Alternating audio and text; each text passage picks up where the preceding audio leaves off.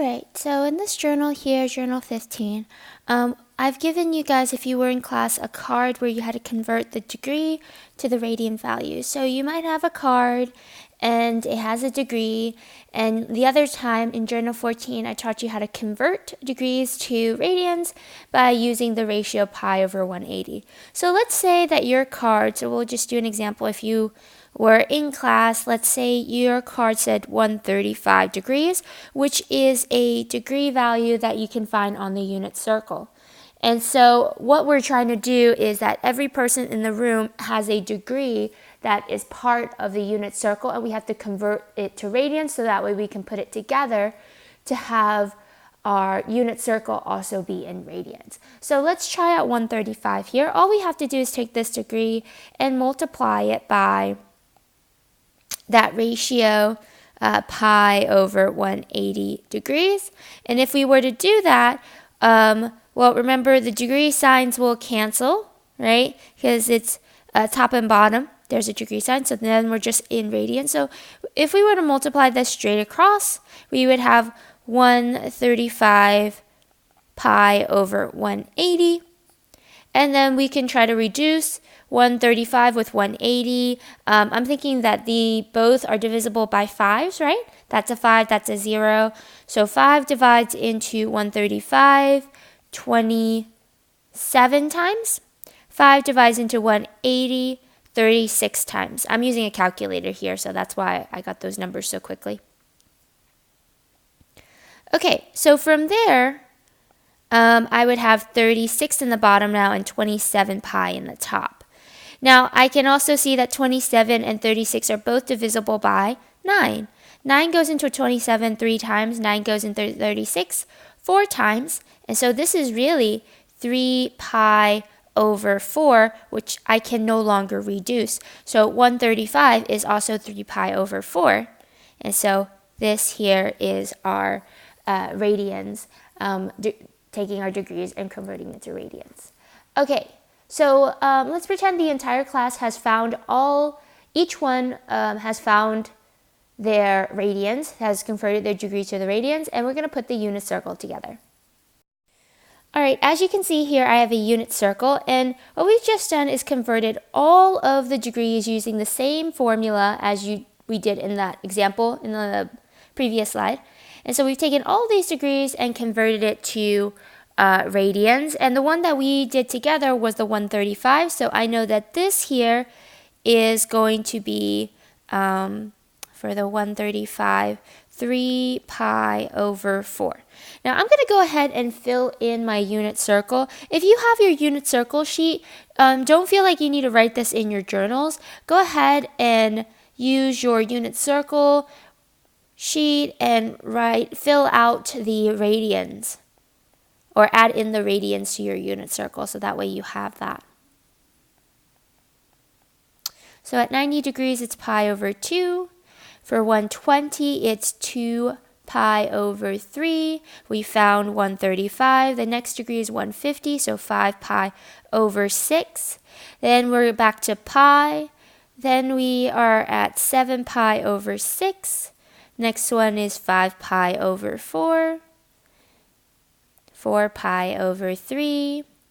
And then we have 3 pi over 2. 5 pi over 3, 7 pi over 4, 11 pi over 6, and then we're back to 2 pi. So here I have the radians next to its corresponding degree.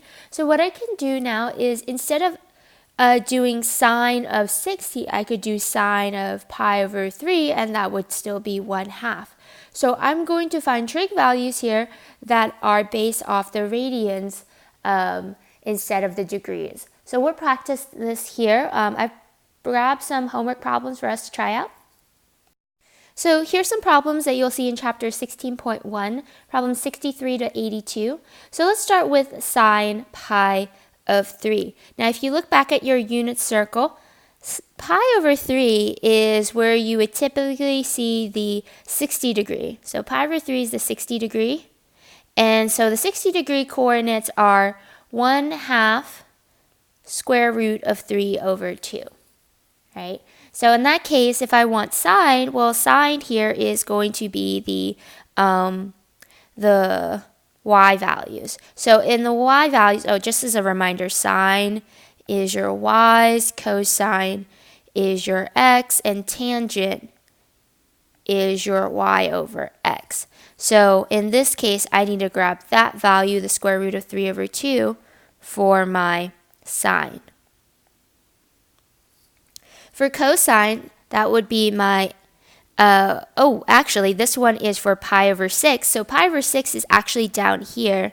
So let me draw that in. Pi over 6 is actually the 30-degree angle. And so that coordinate is basically this coordinate, but switched. And so that's going to be the square root of 3 over 2 first, and then 1/2. So the cosine of pi over 6 is going to be also the square root of 3 over 2. Okay, and then the next one here we have tangent. So tangent is actually down here in the lower quadrants, in the 4th quadrant. I think it's more actually like where you would see in common with the 60-degree triangle. So feel free to look back at your unit circle here, but it's right here, and the coordinate's 1/2 square root of 3 over 2. And so if I want tangent, well, that is going to be y over x. So I'm going to take the square root of 3, square root of 3 over 2, and then divide it by x, which is 1/2.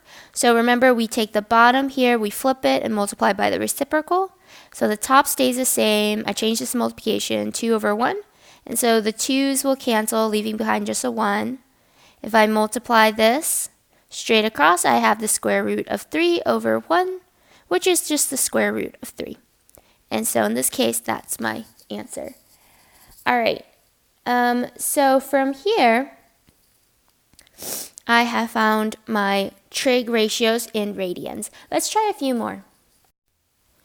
Okay, so now let's try cotangent. So cotangent is the reciprocal of tangent. So tangent, a moment ago, we were saying that it is y over x, right? So cotangent has to be x over y. And it's wanting 1/3 here. So if I were to look at this at the unit circle, pi over 3 is up here. And it is the 1/2 square root of 3 over 2. And so if you're working this out, this would be, this 1/2 on top, divided, so your x first, then divided by the y, which is square root of 3 over 2. And so if you were working this out, you're going to take the bottom, multiply by the reciprocal. So then the 2's would cancel out. You would have 1 square root of 3, but you can't have a root in the bottom, so you have to multiply the top and bottom by the square root of 3. And so the bottom here is now a 3, because the roots cancel, and the top here is the square root of 3. 1 times the square root of 3 is the square root of 3. And there's your final answer. For secant, this is pi over 6, so it's going to be down here. So pi over 6 is the previous coordinate switched. So here it is. And so secant is related to the reciprocal of cosine. So cosine here is the square root of 3 over 2. So that means that if I were to flip it, this would be 2 square root of 3. And I have a root in the bottom, so I know I have to take care of that by multiplying by the root. And so in this case here, I have 2 square root of 3 in the top, and then 3 in the bottom. When you multiply those roots, you just get a 3.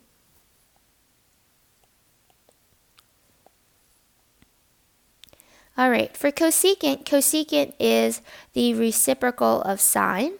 So I just have to ask myself, okay, this is pi over 4, so pi over 4 is in between those two. And so pi over 4 is your square root of 2 over the square root of 2, right? Well, in this case, I want sine, and I'm going to flip it since it's cosecant, so I'm going to take sine's value and flip it. which is 2 square root of 2. And then I can't have this in the bottom, so I'm going to multiply the top and bottom by the square root of 2. So there'd be 2 square root of 2 and then 2 in the bottom. But I noticed that there's a 2 in the top, 2 in the bottom, so they cancel. Remember, when we fully cancel out something, we still leave behind a 1. So this means that we have 1 times the square root of 2 over 1, which is the square root of 2. Last but not least, it's looking at secant pi. So secant pi, well, just to be aware, pi here is actually on the 180 side. So when we're looking at 180, the coordinate here is -1, 0. And so secant would be related to cosine, right? The reciprocal of cosine. So if I were to take cosine here, which is -1, so we can imagine for a moment that cosine of pi is -1. But if I were to make that a fraction, right, couldn't I just write cosine as -1 over 1, right? I can put anything over itself.